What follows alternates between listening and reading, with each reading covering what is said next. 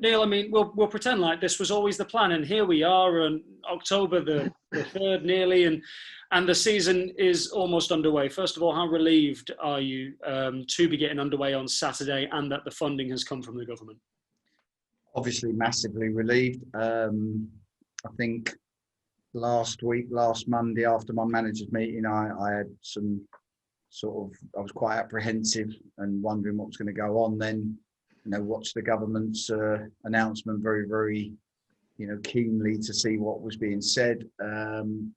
But in a way, the bad news that they were going to stop crowds then turned into, when they said this could go on for 6 months, I started to think, well, we've got to be able to start the season. I'm gutted that we can't have the crowds, and that might go on for longer than we hope. But that 6 month, comment for me made it impossible to try and carry on delaying this season, and I therefore believed we had to go ahead. How disappointed are you that you're not going to get the fans in there for, possibly 6 months? Really, really gutted. I mean, I heard somebody say the other day that playing in front of no fans is becoming a little bit more the norm for a lot of footballers. I don't get or agree with that. I just find it wrong in every way. It's, the motivation levels, the excitement, the adrenaline, the fans create that, and that's missing, and it's going to be missing for a while. And, yes, we might know they're streaming it and they're watching it and they're at home and they're cheering us on from home, but it's not the same. And for me, obviously in my line of work, I really feel that part of this pandemic, that part's really hit me. And I know there's lots of worse things going on in the world. We know that, but certainly that part makes me really sad. Is it more difficult for you to get the players up with no fans there than normal? And do you have to maybe put more emphasis on motivating the players to get them up from a game, given that they will be playing in front of an empty stadium? Yeah, I don't think so. I don't think my group should need that. We work hard to put in performances. We work hard on the training field. We keep trying to give loads of good messages over. I think the boys really want to win games of football, really want to be successful. So that's enough motivation. I just think there is an element of 5 or 10% that excitement from an atmosphere from the crowd can bring to a game of football that I can't create and the players can't create themselves, and scoring a goal and not hearing a noise other than your teammate behind you. It's not pleasant. From a financial perspective, how worrying has it got over the summer? And I know many of those financial concerns have now been put to bed by the backing of the government. But how concerning did it get, particularly when you were told that you weren't going to have fans back for 6 months? I'll be honest, I worried for football, generally. I didn't worry so much for this club at this particular time. I think we've got incredible owners who have been very calm and methodical through this whole process. And although I believe, if we didn't get the support, things would have had to have been put in place to help the club. The calmness of our owners didn't make me, panicky about our own club initially. But I did worry about football in general because there's lots of clubs not in these positions. With all of that being said then, and the stability and the backing that the Reeds brothers have offered Notts County, does it in a weird way give you an advantage over many of the teams that you're going to be coming up against this season, because they simply don't have that? It gives us an advantage as in we're able to start the season with what we've got, with good facilities that we've put in place. We've got all the little 1% that can make a big difference. There's no excuses for our group of players. There's no excuses for me, not having a good training facility, not having a good culture. There's no excuses. So the owners have delivered us that. So that's the advantage. But I'm sure other clubs have worked hard on that as well. And as we all know, winning games of football at any levels is not easy. Yeah, whereas I guess there may be excuses. I mean, Dover are probably a prime candidate for that. Their chairman put every single contracted player on the transfer list earlier this summer as he tried to push through a 20% pay cut, which the management team had to accept. Some of the players did accept, some of them didn't accept. How much does all of that have a bearing going into the game on Saturday? It can work both ways. It can be a big big distraction that doesn't help them, that makes it harder for them to start the season how they want. Sometimes that kind of thing takes the pressure off the game, and then you just go out and you have a run around and you put in a high level of performance and get a result against a team that are fancied in the league and would be a good scalp. So I don't know. I can't focus on Dover. I can't really focus on what Dover are going to bring to the table. We do our homework on them, but if my team don't perform, we don't win. How's the team looking fitness-wise? Injuries, obviously, Cal Roberts is the one that is kind of in most Notts County fans' mind. Well, Cal's good news as in he's really progressing from the injury. Trying to get him out on the grass. He's still got a little bit of ache in there, but the numbness has gone from his ankle. So whether Saturday's too soon, will remain to be seen. But the good news is that he's progressing.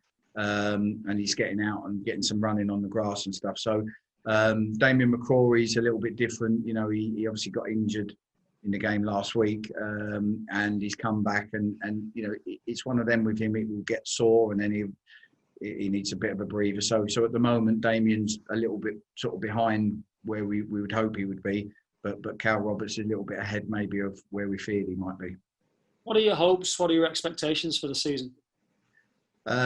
Hopes are to bring success, and success probably has got to be with us ending up trying to get back in the EFL. They're the hopes. Expectation is probably not far away from the hopes. I'm realistic enough to know I'm not going to sit here and say, well, we're winning the league, because I know how tough the league is and how good some of the other teams are. But I do believe there's probably 6 or 8 really strong teams that won't be far away. And, I would like to think that we're going to be up in that top part of the table, battling certainly for the higher end. Just finally for me, and almost as a little bit of an aside to everything that we've just spoken about there has been quite a little bit of pressure on the Premier League to help out lower levels of football. As somebody who as a player previously made a living in the Prem, do you agree that there is a responsibility for the Premier League to help some of the lower level clubs, or do you feel as though that is not their responsibility? I feel it probably is. I think the Premier League is an exceptional brand, and I think there's lots of different ways that the Premier League can help. It doesn't necessarily just have to be them digging into their pockets and handing out money. I'm sure there's million and one pension funds and insurances out there that will back the Premier League. And over the next 3-5 years, some clubs might need to be really supported, and the Premier League have got the means and the name and the brand to be able to bring that support to them. So I do believe the Premier League should take some responsibility. It's very hard for the modern day man to see 250 million being spent by one club and 160 by another, and then look at their own team who could do with 300,000 to help them get through the season. So I think they will. I think there's a willingness for them, and I think that it should, to a degree, fall on their doorstep to help. And I think if the football family comes together, it can happen and we can get through this. Appreciate your time. Wish you well for the season. See you on Saturday. Thank you. Hi, Neil. It's Alex Thomas with CNN International. I just wanted to ask you this. The EFL Chief Executive, Rick Parry, has warned the UK government that the whole National League structure could collapse as we know it. An interview with us, Jamie Carragher referred to the financial crisis because of the coronavirus as sort of Armageddon. You've obviously been at all levels of the game for many, many years now. How bad do you think English football's financial crisis is because of coronavirus? I think, just coming away from football, I think the financial crisis around the world is terrible, with companies, with businesses. London's a bit like a ghost town at the moment. So I just think all sorts of business are going to struggle through this pandemic. There's no easy way out of this. From football, from no fans, of course, it's going to be a real crunch time. We managed to sort of finish the end of last season, whether it be by points per game or going into a playoffs and no fans, but no one quite knew how long this would carry on. And now all of a sudden we're into the autumn and we're starting to realise this could carry on into the spring. and there's a problem. And I do think that people will come together. I do think there's ways out of this, because football will always be a big brand, an exciting brand. But you're right, something has to be done. People do need to think outside the box, and people do need to be willing to support the whole of football. And I do believe it will happen. Some people said your league should be postponed. Some said it shouldn't even start. Why were you so adamant the new season should get underway? Well, because I'm not 100%, and I don't think any of us can be sure that we won't be living with this virus for the next 3 years. Vaccine, no vaccine, it doesn't just go away. And I don't think it's likely to just go away. So we either give up and say season is postponed or cancelled, at which point there's no option other than communities will lose football clubs. I said, or we battle through this, we come together and we find a way and a means, whether it be streaming, whether it be some support from the government, whether it be the Premier League helping, and we get through this next season at worst case and find a way to keep football going. And football will need to adjust over the next 3 to 5 years. It won't happen overnight, but I'm sure football will change over the next 3 to 5 years because of the pandemic. But you can't give up. And explain to our news audience, why is it so important to protect these local football clubs? What place do they have in the local community? Of course, it's massive. I always say a football club is its fans. And unfortunately, at the moment, you've got a football club without its fans. So, and the players are having to, and the management are having to carry that. But ultimately, we've got fans here at Notts County. And when we made phone calls during lockdown to them, there's fans here that were fans in 1941. And they were telling me about games they went to in 1941. That's gone through a generation and 2 generations and 3 generations. And that's their identity. They come from the area, their granddad used to support them and blah, blah, blah. That's where they meet their friends. That's what they got to talk about. That's what they get angry about when you lose games of football. It's all based around football or rugby or whatever your local team is. And without that, where is that community? Where is that something to cling to, that hope, the success that might bring? Okay, Neil, that's all I've got for now. I just want to say thanks very much. It's nice speaking to you for the first time in decades since you're at Wimbledon's Crazy Gang. I used to come down as a local radio reporter to that training ground near Robin Hood Roundabout off the A3. I remember it well. With the old wooden clubhouse and Joe Kinnear. Best of luck this weekend. Thanks, Cheers. Neil. Thanks, your son. Thank you. Lee, over to you.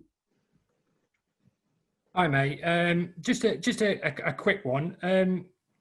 Testing. I mean, has there been any update in respect to testing for the forthcoming season? Any decisions being made? Yeah, well, we've done our own on Tuesday. So we've tested all our staff, all our players on Tuesday, and delighted to say that all 40 tests come back negative. So, can't tell you what goes on outside of our football club, but we've tested at the start of pre-season, at the end of pre-season, because, the owners of, like I say, they feel that we've got a duty to ourselves and society to make sure we're doing the right things. We've gone back through our protocols and around the training ground, and Jason Turner, the CEO, has, reminded us not to get lax and not to get sloppy and to go back to where we was pre-playoffs and make sure everything's in place. So we're working very, very hard at it. Now, when we turn up on a Saturday against an opposition, we can only presume that they've done the right things too. And we're going to be in a safe environment. But like I say, we can only take care of ourselves. Is that something that the club, I mean, obviously the club have had to pay for that themselves. Is that something you'll do on a weekly basis, a monthly basis? You can't do it on a weekly basis. I mean, to test 40 people, you're talking about over $4,000. You're talking about $5,000, $6,000 a time. So if you did it on a weekly basis, it's like adding nearly $500,000 onto a budget that's already been depleted by loss of fans and income. So, and that's why I think the National League and the lower leagues have certainly not put that restriction onto football clubs, because the financial burden's enough. So it's really a catch-22 situation. We feel that we've sort of staggered testing over a 5-week period, and so far positive news that we're all negative. And we will probably look at when we might do it again and when we think the right time is to do it again. But I don't think that's the case up and down the country. Moving on to the football, how would you assess Callum Roberts' chances of making a game on Saturday? He's got a chance, but it's he's had an injury, and you want to have a 4 weeks build up to be able to 100% say whether that's the case. So I'm not going to, all of a sudden drop him in there and you go, oh, you told me he wasn't in with a chance, but I don't want to get your hopes up at the same time. And in terms of the season overall, I imagine the playoff final defeat to Harrogate is still very much hurts somewhat. Has that sort of given the players more motivation to go on better next season? I hope so. I hope it stands us in good stead. I mean, it hurt certainly for the first couple of weeks after it hurt, but you have to dust yourself down and move on. If we carry a hangover from it over, we're not going to start the season very well. We haven't got the pressure from the fans being sort of at the games and voicing their opinion. But I don't think that can match the pressure we're putting on ourselves. We know that we did great last season to get where we got. We know that we let ourselves down when it comes to Wembley. But we also know how tough this league's going to be. But we also know that we should be there or thereabouts, and we should be expected to be there or thereabouts. So there's a real element of pressure within the camp we put on ourselves. And I can see it at times, that frustration has boiled over in our games, York last week, and where players are very angry that we're not showing in a certain game or in a certain training session what we should be. And I've got to manage that to make sure that we're, the motivation's there, but also we've got to keep the belief and the confidence high. How do you manage that as a player, that there is no hangover? How do you go about doing that? We try and go through the basics of what it takes to win a game of football. The hard work, the stuff that was lacking at York last week, the transitions from your attack to your defence, the hard work, the aggression and intent that you play with, the way you run with the ball, off the ball. If that's missing, no matter who you are, you're going to struggle to win games. And I remember Chris Wilder talking about playing against Liverpool last season and just said the thing that most impresses him about Liverpool is how humble they are and how they're willing to work incredibly hard and incredibly intense, and yet they're 15 points clear at the top of the table. And ultimately, that's where we've got to be. So I don't know how we go about making sure there's no hangover other than do all the stuff that you need to do to give yourself a chance to win games of football. And just in terms of injury, there's no other problems. Is there no Casper Slough? Is he not going to be available, Ben Turner? Well, Casper's back training, Ben Turner's back training. The issue we've got with Casper and Ben Turner is their lack of minutes in pre-season. Damien's been back training, but obviously got taken off last week. He's a little bit sore today, so Damien's a doubt. But these players have lacked minutes, so therefore, are they ready to start the season in a competitive game? Probably not. How are we going to get them up to speed without any friendly matches now? That's the tough part, and that's why getting injured in pre-season is a blow to everybody. Brilliant, mate. Oh, sorry, and just finally, what are you expecting from Dover? I mean, because obviously there's been mass changes there across the summer. Have you had a chance to do any analysis on them at all? Well, we have, but there's games they've had trialists playing in that they haven't signed, and so on and so forth. So the one thing I know is we can't get too much in depth because there's no rhythm about what they play and how they play. So it's hard. You can try and find out, watch some of the friendlies and see how they're trying to set up, which we've done. The one thing I know is Hess's teams, and I've played against Hess loads. He's a great guy. His teams are always fit. They're always organised. They're always strong, and they're super, super competitive, as we knew last season when we drew both the games. So that's what I'm expecting, regardless of shape, personnel. I'm expecting that we're going to have to work incredibly hard to get a victory in the game. Yeah, that should be it from me, mate. Thank you. Thanks, Lee. Jake? Well, hi, Neil. How are we doing? Oh, yeah. Just a couple of quick follow-up questions based on what we've already said. Ahead of the new season, are you satisfied with where the team is? Yes and no. I'm never, I don't think you should ever say, yeah, we're brilliant, we're in a good place, blah, blah, blah. And I think the last two results and performances showed us that. So I'm satisfied with how pre-season's gone, because you don't want to win every game 5-0, and we've had some good performances, we've dominated, and we've had some games that we struggled in. And it's important to work out why we struggled in them. So we've tried to do that. So do I think we're in an incredible place to go and just take the league by storm at the moment? No. Do I think that we've got all the tools here to develop this team and build some momentum and have a good season? Yes. brilliant stuff. And just finally, you say the aim and kind of like the expectation to win this season, and that you're hoping to be among those fighting for promotion. Who else do you think will be up there fighting for promotion with you? Without wanting to leave teams out, I mean, you know, you look at some of the clubs who had high expectations last year and didn't quite come off, and how strong they were when you played them, and you think, well, if they improve, they'll be decent. You know, and I would put teams like Solihull, Hartlepool, I think were quite strong. Yeovil was strong. Obviously, Stockport have signed some really good players. Then you can throw in Dagenham and Redbridge into that. So before you know it, and I don't want to miss anyone out and do anyone any disrespect, because all the games are hard, but there'll be teams whose expectations will probably be to be up and about in that top six, and probably rightly so. So, you know, they'll probably be disappointed if they're not. That's brilliant. That's all from me, and best of luck for Saturday. Thank you very much. Thank you. Thanks, Jake. Russell? Thanks. Hi, Neil. Good luck for the season. How you doing? All good, thank you. Brilliant. Just a couple of follow-up questions from Jake's one. Obviously, 3 games a week starting Saturday. And obviously, there's 3 games a week through the majority of the season. How tough is it going to be? And obviously, how much will you need to rotate the squad? Yeah, I think it's going to be tough. We know that physically it is. As far as rotating the squad goes, you know, I think pre-season shown me that players have got to earn the right. You know, we're not just going to give freebies out just to rest some players and give others a time. I need to see every day in training that players are, you know, if we're expecting to be there or thereabouts, we need players to be training and fitness levels to be at that point to be able to perform at a high level and win games. So yes, we will need to rotate at times, but if the players who aren't in the team aren't looking to me and busting the door down to get in the team, then we will have no quarry with playing the team and the players that are getting, you know, that have been in the team the week before. And what players are you looking forward to this year having a big season for you? Well, you hope that the players that had a big season last season carry on to have a big season this season, because they were so important for us. So, you know, if all of a sudden Kyle Walton and Michael Doyle and Conor Rawlinson, Alex Lacey, if them players don't have good starts to the season and don't play as well as they did last season, that's not good, because we want to improve on what we did last season.